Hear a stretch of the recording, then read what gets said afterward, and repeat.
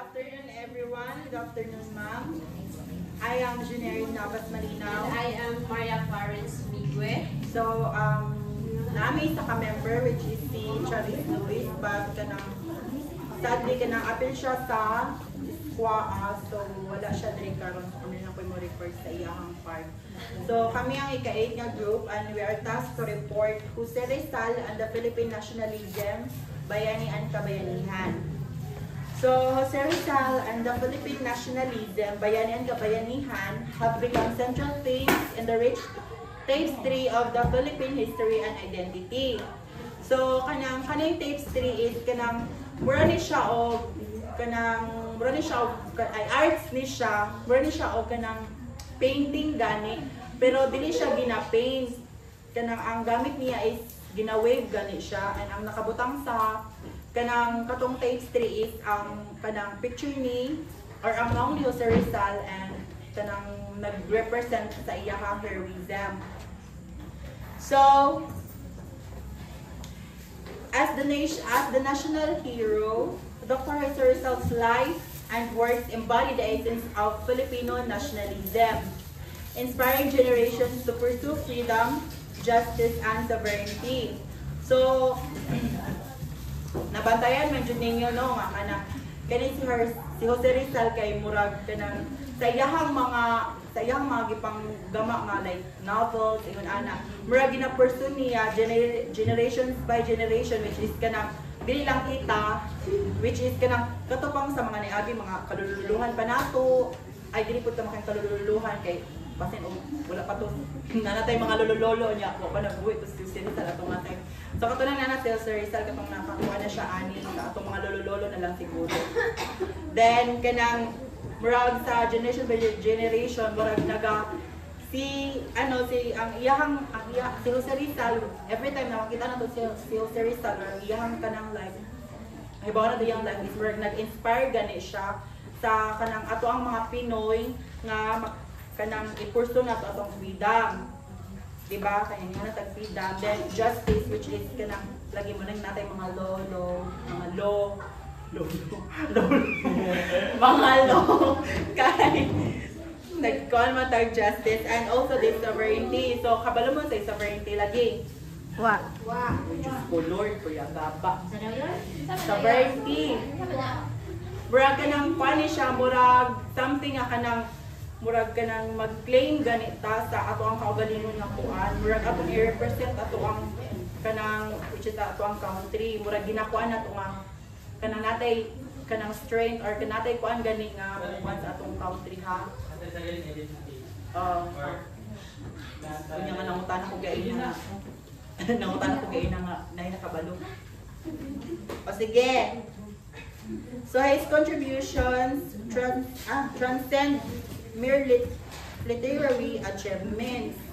They symbolize the spirit of resistance and the unwavering dedication to the Filipino people's welfare. So ang kaning literary, mo nito yung mga gipanggama like atong mga novels, poems, ay nato. So mo ni siya ang nag-symbolize lagi sa resistance and unwavering dedication sa Filipino welfare. So understanding Rizal's role in shaping Philippine nationalism involves exploring his life, his ideas, and how his actions mirror the virtue of true bayani and kabayanihan. So things deeply rooted in Filipino culture. So first is the life of Jose Rizal. So a portrait of a national hero. So magsugod ta sa life of Jose Rizal kay mo siya ang ginagawa po niya ang subject. Normal. So early life and education ni Jose Rizal. So nakakuha na ni siya diri akay kanang murag since first report is natakol naman jud nato ni iyahang kuan di ba? Iyahang live. Pero murag lang ko diri abroad nga kuan. So Jose Protasio Rizal Mercado ay Alonso Rialonda, kung naka-memorize paghapon mo na siyang pangalan, was born on June 19, 1861 in Calamba, Laguna. Sa Calamba, Laguna siya natawo.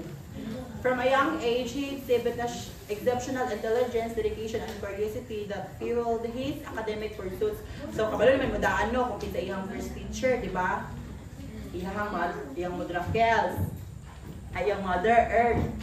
iyang mother, iyang first nga kanang teacher and ana then nakuha na daan na bata pa siya is kabalo naman jud mo na daan no nga kanang bright jud siya. Asa gito siya bright nga subject? Math. Science. Joke. Bulok siya Pilipino. Sabay Pilipino. Ay. Bulok siya Pilipino.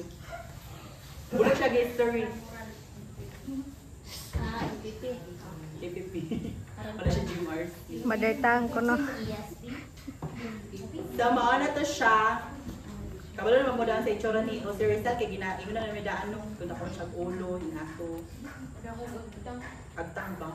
Ulo ko yun. Basig na ko siya uto. Bihing siya ulo. So Rizal's early education was marked by his remarkable ability to excel in multiple disciplines including literature, arts, and science by youth. Math, ani? Jamo. So his academic kay although bright siya basig dili pud sa tanan nga butang. Namjoy mo na ang tao. Di ba? Kuno, di ka bright tan. Dili nga. Dili tanan nga, tanang bright tanan sa tanan people. Namjoy kita. Na pud uban nga bright sila sa tanan-tanan kaso na sila gamay. Nagya po'y apan. Pero bright sila sa tanan-tanan. Pero na'y apan. Dili perfect. Ana. Oh, so his academic journey eventually led him to Europe, where he further refined his skills and broadened his perspectives. So, nganong naabot tuod to siya Europe gani, naka-remember pa mo sa ning report? Europe. Nganong ning eskwela siya Europe, nganong dito siya ning piling eskwela sa Europe? Bukod sa barato, sakto man jud pud. Barato. Pas. Walang gusto sa lomo. Lawan. Ito, bukod sa barato. Kanang murag ding takas pud siya diri sa ato ang kuan. Kay lagi o siya ganahi sa ato ang government ato nga time kay tungod sa mga Spanish. Nakoy passport sa ngayon. Ha? Bawo lang sa ilang gigamit sa una. Barko. Lalo ka. Wala pa man siguro. Sila kailangan pag Sa bangka na siguro to. Madala na siguro bugsay sa una ang Amerika. Pag madala siya ng bugsay. Pero bila pa nakaadlaw. So, katong dito siya sa Europe lagi, nakaano to siya o katong nakagama to siya katong movement gani, which is kana katong movement nga which is ang katong propaganda nga movement. Kato siya kay murag reform rad ganito siya, which is ang iyahang goal is dili ipatalsikon ang mga Spanish sa Pilipinas. Ang tinuod na is dili niya gusto nga mapahawa ang mga Espanyol sa Pilipinas.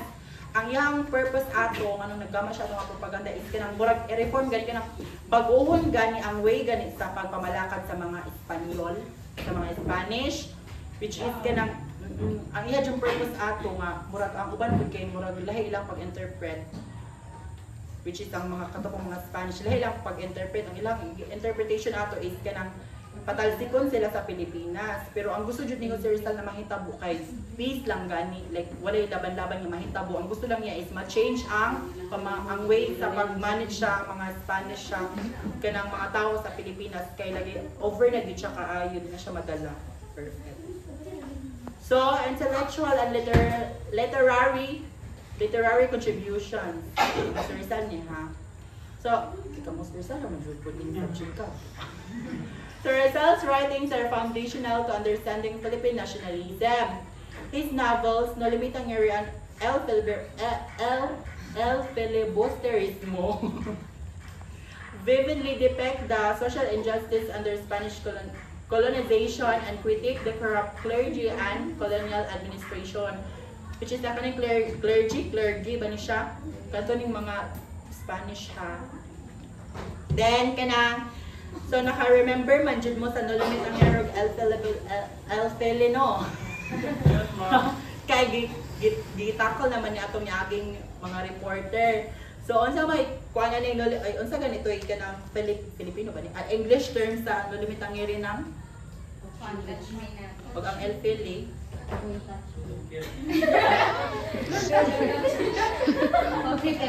Isa ning report. Ha? Basta kay na ring, kinalasan is the ring. Alam ko yung haning report. So ang kaning nalimitang ngeri og elfili kanang although parehara ni sila og gikuan, ang kaning nalimitang ngeri is kanang ang iyang topic jud may topic diri is kanang iyang sana siya? Ikuan ba ang ibulgar? Yes. Word yang ibulgar ang mga gipangbuhat nga dautan sa mga Spanish, may siya nakakuan sa nolimitangeri, which is ang elfili kay murag ang nakakuan ni sa elfili kay murag ginapakita nila nga mulaban sila.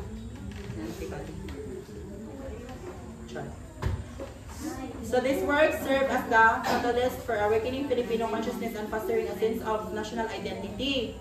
Beyond novels, his essays, poems, and letters also emphasize themes of freedom, equality, and moral integrity. So kanang katong mga panggama ni Rizal is murag kanang moto siya ang pinungdan nga nagmata na ang mga Pinoy.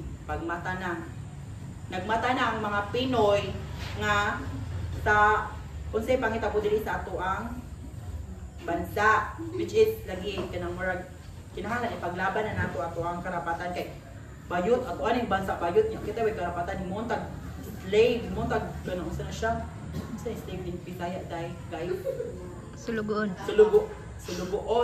naman na ali-ulipon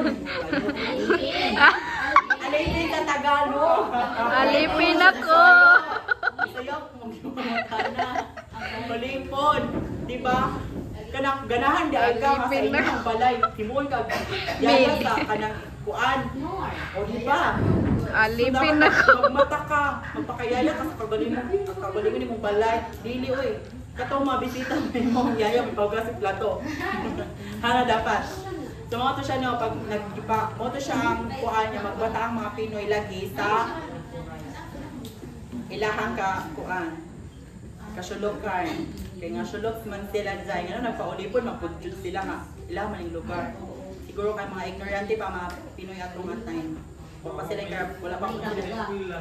karapatan kaya pa sila eskwelahan lagi kay sa una man jud na panahon which is mga laki ra jud gud ang paeskwelahon nya kay which is ang mga laki lagi paeskwelahon nya ginalaban pud sila kuan di kamatay kay murot ng laki may kamera to ha pero what if tinuot ko o di ba so mga to siya ang naga-emphasize lagi sa iyahang ang mga themes sa iyahang mga qualities sa limitang area ang mga poems na iyang gipanggama mga essays kanang gakuan to siya tanan bisag lain-lain sila mga letters mga gipangbutang niya dito pero isa lang ang purpose ato iyang gi-emphasize niya nga like akatong like freedom, equality, moral integrity. So next is his fight against colonial oppression. So Rizal was not merely a writer, he was a proactive advocate for reform and understanding. So, bilang siya writer daw. His advocacy was rooted in the belief that genuine change could be achieved through education, civic engagement, and peaceful reform rather than violence. So, mula gitong ang iyahang igama, like parehong propaganda lagi nga, kanang ninglaban siya, warrior gihapon siya, matawag siya warrior, pero dili warrior as in physical nga pagka-warrior kay wa siya ninglaban through kanang fighting, mga physical nga kuan, which is ninglaban siya through writing lang. Warrior gihapon siya, pero tigsulat lang nga warrior. Kung sa dula pa keyboard warrior ang siya kay o may keyboard sa una pen warrior lang siya kay poor pa kuan sa una kanang so master siya no di lang siya writer but also a warrior then ang iyang kuan ang iyang kuan nato gi-emphasize nato nga dili lang pisikalan ang pamaagi para para mulaban. Isa po sa pamaagi nga para mulaban ka is mo na lagi itong dapat naka-education, civic engagement and fiscal reform ana rather than violence lagi. So sakto man pud no, mao pud siguro nga nauli po ning mga Pinoy sa una kay wala sila edukasyon. No, sakto jud pud to gain. Kay wala pa bilang sa una. Then ato na to. Despite the peaceful nature of his approach, Rizal's outspoken views made him the target of colonial authorities, leading to exile, dapitan ang provincial execution. So mga bayot, although ang iyahang approach is kanang peaceful lang, kay lagi dili man violence ang iyahang kuan, which is ning laban man siya, pinaagi lang man sa katong pagsulat niya og mga novels yung ato. Bisag peaceful lang ang iyang pamaagi sa paglaban, nahimog gyapon siyang target kay makakuan man ang nahimog gyapon siyang target kay na-trigger gyapon niya tong mga Spanish colonial. Trigger niya ang ilang mga ego. Di ba? Mo na giingon niya mas masakit pa ang storya kaysa sa dunggab. Ano man? Walang puno. Di tang tagdunggab kay basig mamatay man tana. Sumbag lang. Kaya kung sumbagon ka, after og pila ka adlaw, bisag maghubag pa to, maulian naman jud to, mawala lang kasakit. Ang istorya bayot kay magpabili na sa tungdughan. Pero magdepende ra pud na kay naman siya uban pud niya. Labay-labay ra ana. Kung gani kung maigo pud ka ay kung tinuod dawaton. Tapos kung dili tinuod, palapos ra gud. Dawaton gyapon. Dawaton gyapon pero palapos siya. Labay ra pud sa basurahan. Mura ra gud kag. So, moto siya ang hinungdan nga kuan siya sa Excel ba ipatalsik sa dapitan unya kanang moto siyang patyun. Dili tungod kay kuan siya, nakipag-away siya. Maibig ba ko ngayon? O na-eviction siya sa bahay ni Kuya. Yes. So, ari na ta sa report ni Manang ani Miss Charis Nuis, which is ang Rizal at Bayani. So, din siya akong report pero kay wala man si Madam. Ako lang mo report. Wala ko nagtuon na ni. So, Rizal at Bayani, the Filipino hero. So, defining a bayani ay nara dili. Basta ginalang, basta-bastahan lang po rin. Kaya naman po na yung magawas dira kuan. So, in Filipino culture, a bayani is someone who exemplifies heroism through self-sacrifice, patriotism, and unwavering dedication to the nation. So, ang bayani, dili lang ni siya tunay mag-power bayot, ha?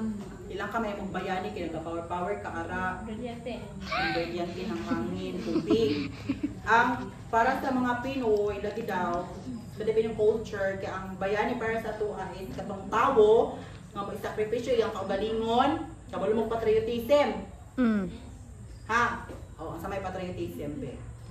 Lubidon sa labot na country. O, kung saan natin in Tagalog. Pagmamahal. Hinigugmang bilar. Panatang makabayan.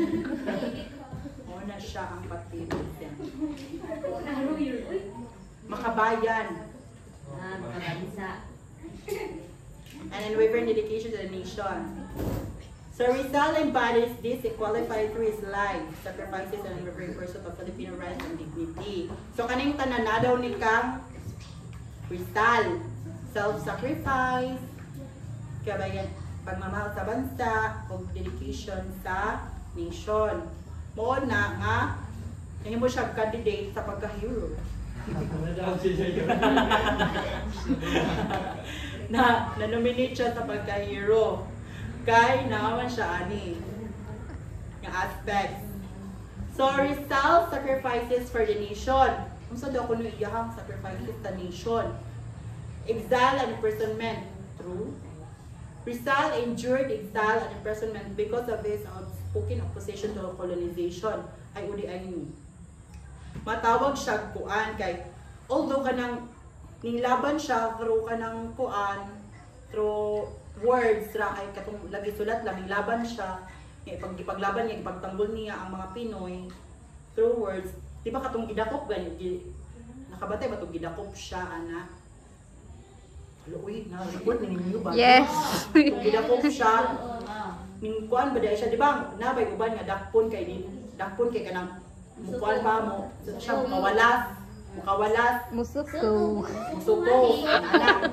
Siya, murag, matawag siya kuan kay kanang, although kabalo siya siya kagalingon nga wala siya isala, pero wala lang gihapon siya ning kuan. Wala gihapon siya ning sukol, nagpaubos lang jud gihapon siya. Sige siya paubos kay mubo ang mga Pinoy sa una jud. Wow. Mga Spanish tag-as man tumakan. Nalahian naman taro. So moto siya nagpaubos siya always, wala siya ning kuan, wala siya ning sukol jud. Ay, may sukol gud siya pero pinaagi ra sa sulat. Amang siguro to siya nga time. Mo siya ning babay. Dili ako nagkuan na nen. Ana, sulat-sulat naman niya, amang ko siya. So, nawawa to siya ang inungdan. Ay, gipatalsik pa dito siya diri sa, hato siya gipatalsik gani. Sa bahay ni Kuya. Sa bahay ni Kuya. Gipatalsik siya sa bahay ni Kuya. Moto nga ni Dong na niya sa, o, sinapitan, gipatalsik siya sa bahay ni Kuya. Dong siya dito sa lugar. Sa gawas sa bahay ni Kuya. So, ang next niya nga sacrifice is ang katong martyrdom. Basically, his execution on December 30, 1896 by Spanish, kita kasan, medyo mga report pa. By Spanish authorities turned him into a martyr, galvanizing the Filipino Revolution and collective consciousness. So nga no makaingon man nga martyr tong pagpakamatay ay katong iyahang pagkamatay. Pamo kay baw. Grabe na pud mo oy, over naman jud mo. Ano makaingon mo nga martyr tong iyang gibuhat sa katong pagpatay sa iyahang. Kay ano? Ha? Matawag siyang martyr kaya nga no. Kabalo ko siya kagalingon nga wa siya itala. Ganahan tagpaskil ka kay tala. O di ka martyr. Dili ka Rizal. Martyr siya. na. Tinutubod siya nga yun siya. Nagpakamartir siya sa iyang sinuuhan. Ikaw po Ningkuan nagpakamartir siya nga naman. iyang pagpakamatay ay ang pagpatay sa iya hamburg nag-sign to siya nga wala tay sala. Pag wala tay sala, wala tay gituhat niya sa iyo at rin ang paglaban ng tungkuan. Nagpakamartir siya, di ba? Yes, ma'am. Yes, ma'am. Next, enduring legacy. Even after his death, Rizal's ideals continue to inspire movements towards independence and reform and national unity. O tinod bidyo bitaw nino, isang patay na sa Rizal, sige mo siya balik-balik ang atuang eskwelahan. Yes. Wala man tanan ni siya, pero sige mo siya balik-balik dili o isa po niya sa iyang sacrifices, no. Nag-sacrifice siya iyang kaugalingon kaya para lang musikat yung novels. Kasi nagkuha na to, yung mga likes and hearts sa Facebook, wala na siya mo, di na siya mapustlan kay patay naman siya, hindi natin niya mag-withdraw ba yun. Pero, sa patay na sa Rizal, balik-balik na po natin siya topic ang eskwelahan. Ito yung award as kanang pagpakamartyr niya, na-awardan siya sa iyang pagka... Mura po ni giingon, good no nga. Sa inyong pag-eskwela, ang pingi inyong kaugalingon kay nga no. I-graduate ninyo, tapos wag mo complete sa inyong kigalingon, i-graduate ninyo na amoy medal, pero pagka kung mapatay na po mo, o useless ra. Mag-graduate nga. Kaya nakasakit na mo, i-graduate lagi mo, nakawan mo eskwela, pero hospital po mo padong. Diba? Pero useless ra gihapon.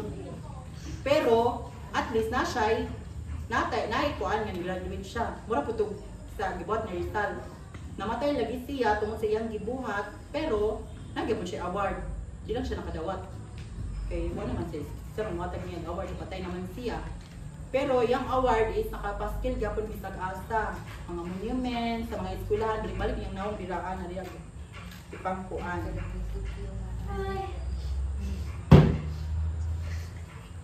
Sa man to. Pantay na kung mag-zero pa. No.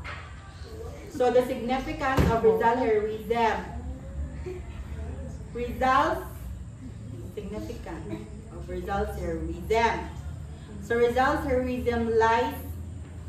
Tingnan ako ginawa na ha. Nagpagkakaroon ako dali basa-basa. Hindi na naman akong report. Rizal's heroism lies not only in his sacrifices, but also in his moral and intellectual leadership. He demonstrated that true heroism involves a commitment to true justice and the common good. Kung sa gani kalahian sa hero o sa heroism? Hero. Nagpapaligtas ng bayan. Ang supay na food. Ang hero kay upatra.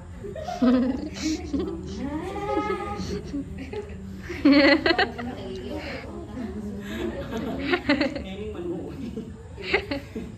So kanin. Si Rizal as hero, may tag-hero kay kuha na siya sa ano siya, noun? Ano na tayo? Noun, pronoun. Kuha na English. Singular, plural. Nagkuha na siya sa kanang sa may tag-hero, nagkuha na siya nagkuha na siya sa isa ka tawo. Pero may tag-heroism sa binuhatan sa isa ka tawo. Pero maayo nga binuhatan na kay hero good. Heroism. Maayo nga tawo, maayo nga binuhatan sa tawo. Ang hero maayo nga tawo. Ang isem binuhatan sa tawo. Matong heroism. Nanapod mo na ibawan. Ang hero, maayo. Virgin mo. So, dili lang daw ang iyang pagkuan, dili lang daw ang iyang binuhatan, sa iyang pagka-heroism. Sa mukha pala niya.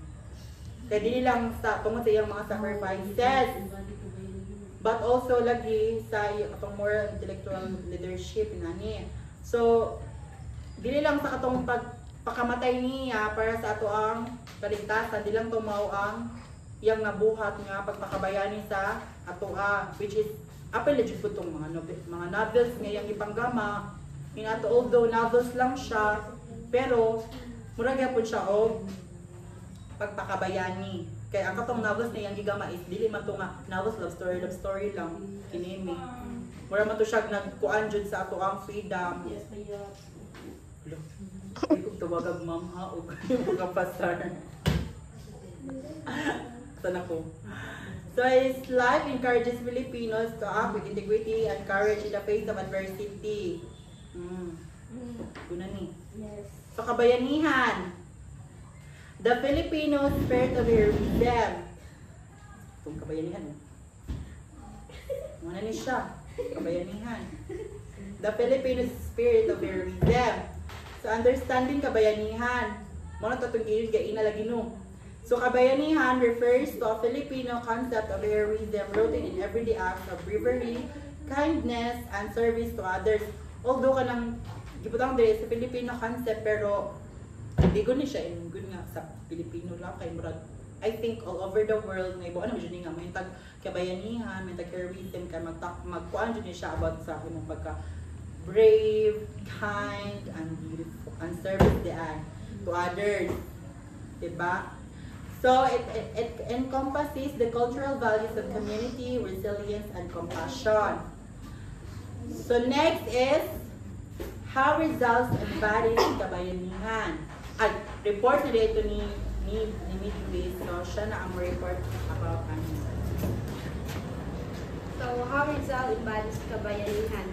Service through education. Rizal believed education was the key to national progress, dedicating his life to learning and sharing knowledge. So, ang nga masabtan is, dili ra ang kanang maingon nga hero is kanang bitong kanang maglaban-laban rag sa mga kanang away-away ra bitaw kundi ang tinuod sad nga hero is kana kung pag tinabangay bitaw, pag tinabangay kung usaon pag kamao nga na bitaw. So, ay natuta sa moral integrity. His writing and actions emphasize honesty, humility, and respect for others. Sabtan mo siguro na to na, no? Wa lagi. So, true heroism means having good character and standing for what is right even in difficult times. So, bali na kay baruganan ba sa nag ano ba? O, panindigan ba? Paninindigan kita. Mau ba? So, national unity. Rizal's vision was of a united Filipino nation capable of standing proud and independent. So, sabta na ng Jawa. Yes, ma'am. So, ano na pa? So, na to sa practical example of kabayanihan inspired by Rizal. So, community development. Filipino today continue Rizal's example by joining community project and helping others. Ang ikada is peaceful advocacy. Like Rizal, we can promote change through peace, not violence. Ang ikatalo is preservation of culture. We should continue value our Filipino language, traditions, and heritage.